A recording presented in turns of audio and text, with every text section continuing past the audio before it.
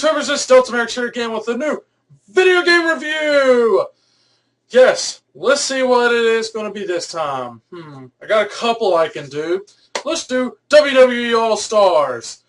A video game that is more like the WrestleMania arcade game like it was back in the past. Back in the Super Nintendo days, then PlayStation revamped it and added 2 new superstars. But the All-Stars is the WWE legends such as Hulk Hogan, Stone Cold Steve Austin, Randy Savage, Roddy Piper, and the likes of all them, combined with John Cena, CM Punk, The Undertaker, Kane. All of them are in this game. There is, I believe, over 30 characters. There's probably about 20 or so on each side. So that's a pretty good start to begin with. You have all their move sets, all their entrances, and all this. Alright.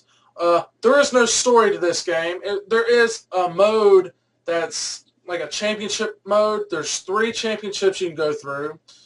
The World Heavyweight title, the WWE title, which, to be honest, same thing, just 2 different shows. Then the tag team titles. 3.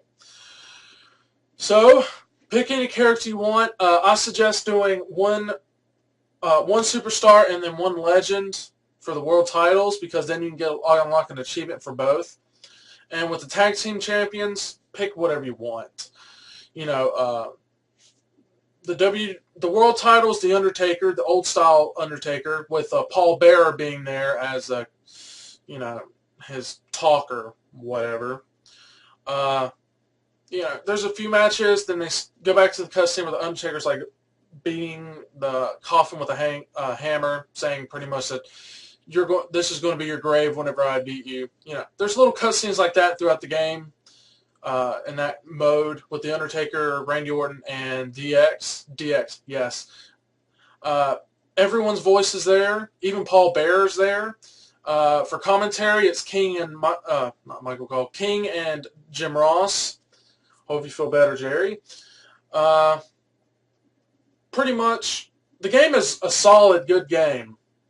You know, you got all their fighting styles, their special moves. Instead of doing like, you know, just like Cena's is, he does this, slams them on the ground. This one, he jumps like 20, 30 feet in the air and slams them on the ground. That's the arcade style of this, and that is a definite plus with me, because I'm usually bored of all these wrestling games these days. Like WWE 12, they really screwed up, and I've seen the ratings. They're horrible. Let's talk about exhibitions. You get to do pretty much singles, triple threat, fatal 4-way, handicap matches, tag matches, and then you can choose any style from that, like Extreme Rules, cage match, and all that. And in the game, there's falls count anywhere, no matter what. You can pin them outside the ring. They don't count you out for that, which is always a good thing. You do get penalized if you're in an exhibition match and use a weapon, which is pretty much a slap on the wrist, don't do it again. But if you do it again, you get disqualified. I wouldn't know. I just played the game.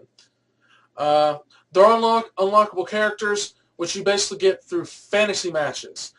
These are matches that are pretty much, what if these 2 people face one another? Now, there's 2 in there that they actually did face one another.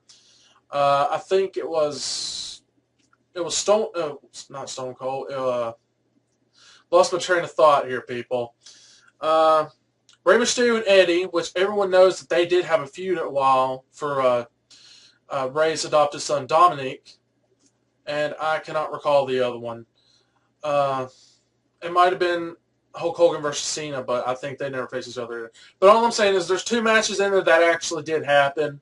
The rest of them are like the Celtic Warrior versus the Ultimate Warrior, the All-American American versus the Sergeant, you know, stuff like that. It's pretty cool. And I think there's roughly like 20 or so, you know, and everyone's in it. So every single character that you can get in the game is in one of the fantasy matches, so they're not leaving anybody out. Now, here comes to my favorite part of any video game that has this. Create a character. Few problems with it, but I'm going to start with the good thing. You get to make your own character. You get to give them a name. A nickname is, and you give them a nickname. Basically, a nickname is what they're going to say to you when they come out. All right? Let's see how far that goes, really. Because then it eventually gets boring and you're going to skip it. So most people skip the intros anyway. Most intros are real short. But